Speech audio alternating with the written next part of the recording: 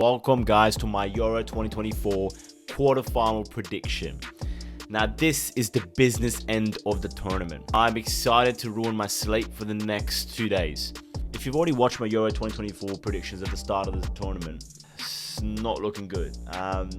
Wasn't the best of predictions, but we're going to redeem ourselves here in the knockout stages. Make sure you guys like, comment, and subscribe. Make sure you comment down below if you agree with my predictions or if you don't agree with my predictions. And let me know who you guys think are going to go through to the semi-finals of the Euros. Without further ado, let's get cracking with the first game. It is Spain versus Germany. I am pissed, bro. I am pissed that this is not a grand final, or this is not like more of a semi-final. This is more of a grand final, bro. Spain versus Germany. This is huge. Two of the best teams so far this tournament in terms of football, in terms of the individual players that they have been the most exciting. Both of them, Spain and Germany. Let's start off with Spain. Spain has been flawless. They have been flawless this tournament. And I'm absolutely in love with the wingers that they have. Traditional, proper wingers. Young. They're like 12 years old. Nico Williams and Lamine Yamal. I am absolutely in love with these players. They are an absolute delight to watch. Proper traditional wingers, taking on the man, can cut in outside, can cut in inside as well. The amount of talent that's instilled in both these individuals is such a delight to watch. You combine that with the midfield three of Pedri, Rodri, and Fabian Ruiz, and the way they're playing, it's absolutely amazing to watch. It's a perfect combination of older players mixed with younger players, extremely young players as well.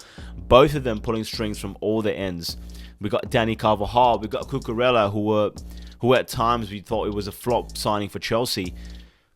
Come to the international stage, he's really shown what kind of fullback he is, and honestly, Cucurella has surprised me the most in this squad. Of course, we got to give credit to De La Fuente, the Spanish coach. He's been the coach at the under-18s and the under-21s and the youth levels as well, and you can really tell the kind of football that they play. It's strong, high-press attacking football, and it's just such a delight to watch, honestly.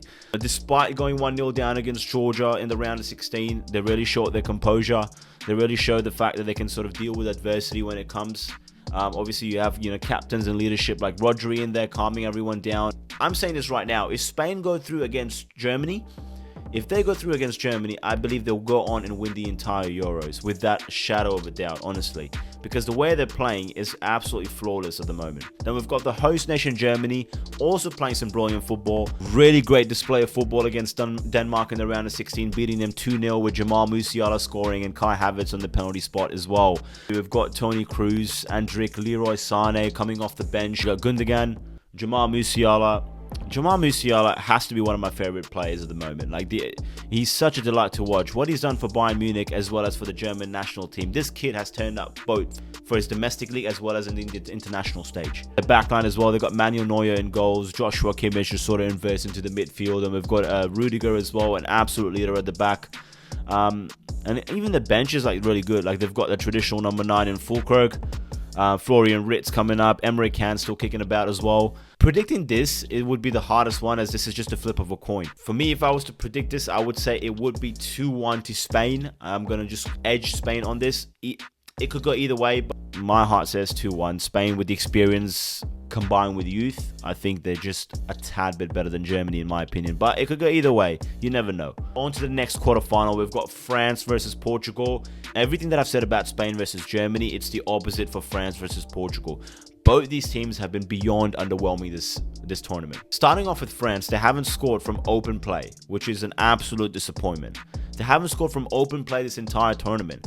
They've got 3 or 2 own goals that they've scored, and then we've got a penalty from Kylian Mbappe.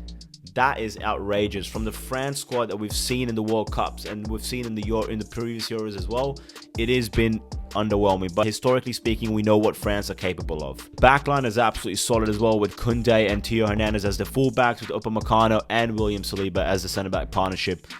They've got N'Golo Kante rolling back the years in Leicester and Chelsea. Him winning 2 back-to-back man of the matches is absolutely amazing, honestly. It's so nice to see Kante doing Kante things, bro.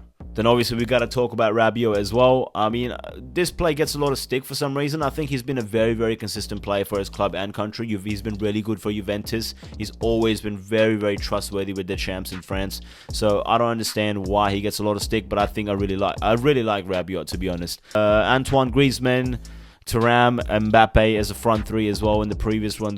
In the previous game when they won against Belgium.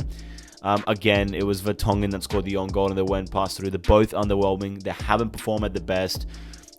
Same thing with Portugal as well. Portugal just scraped past around the 16. Honestly, if it wasn't for Diogo Costa, I don't know where this team would be. Pepe, with that Pepe mistake towards the end of the 90 minutes, that could have gone south really, really fast.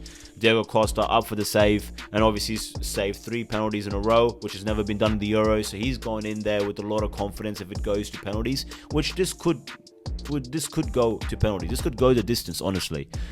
I don't see it being high scoring. I see it low scoring.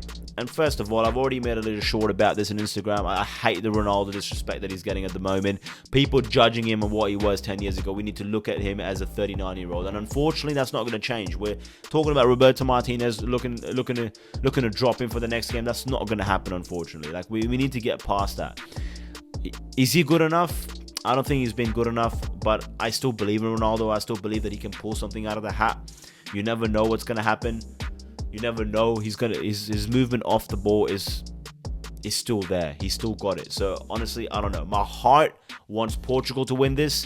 I would love for a 1-0 or a 2-1 Portugal, but unfortunately, I'm going to have to go with France on this one. I think France progresses through to the semi-finals just because of the history, just because of the kind of players that they have at the moment. And if someone was to spark a bit of magic, I think it would be France. All right, moving on to England versus Switzerland. I swear to God that this matchup right here, it reeks of penalties. It reeks of penalties, man. I've not been a big fan of England. I've never been a big fan of England, but I absolutely admire some of the players in that squad, like Jude Bellingham, honestly, who comes up with a bicycle kick in the 93rd minute, bro, to get your team across the finish line when they're on the brink of the most embarrassing defeat. Gareth Southgate is the most luckiest manager in this entire tournament. England have been underwhelming, especially with the kind of quality that they possess in the squad. I don't believe that England can go past this. I don't want them to, because I don't feel like they're deserving to go to the semi-finals. Switzerland, on the other hand, have been absolutely phenomenal. Honestly, Granit Xhaka has led this team. They performed really well as a unit, and they have some individual stars as well in there, such as Akanji. Akanji's been so solid at the back. We've got Fabian Schär as well from Newcastle. Jan Sommer as the goalkeeper. So even if there's a penalty, even if it goes to penalties, I would back Jan Sommer over Jordan Pickford.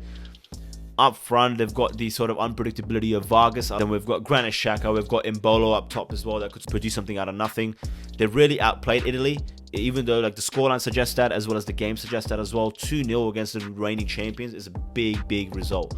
So I'm going to tip Switzerland to go through, but I think it's just going to be a 1-0 Switzerland and they go to the semi-finals. Last but not least, we've got the Netherlands, bro. Netherlands versus Turkey. Turkey finally living up to the dark horse comments, and I am all for it. I would love for a smaller team like Turkey to win the entire Euros. I love the way they play. I love the star man up front, Arda Güler, for Real Madrid, an absolute young kid leading the line. He already scored an amazing goal this tournament. Cut it on his left foot, far corner, really good goal. Turkey's been dark horses. They've lived up to it, and I see no reason why they can't cause an upset here. However, I don't believe that's going to happen. I feel like Netherlands have been slept on this tournament, and their 3-0 win against Romania really shows that. Cody Gakpo, the way he is in Liverpool compared to the way he is for his national team in Netherlands, the difference is astronomical, bro. Like, I love the fact that he gets on the ball. He's so eager to create something up front. Depay's been a little bit underwhelming. Xavi Simons as well, another young kid sort of doing wonders in this national team. They got a really solid backline of Nathan Ake, Van Dijk, Dumfries as well. I think they're going in there with favourites, and I think Netherlands are going to win against Turkey, even though I would love Turkey to sort of qualify. So I think Netherlands go through 2-0. I'm going to go ahead and sleep so I can wake up at 2 a.m. and 5 a.m. to watch the two semi-finals. Let me know in the comments below what you guys think, what's going to happen. Let me know why you think that's going to happen and who's going to go to the semi-finals.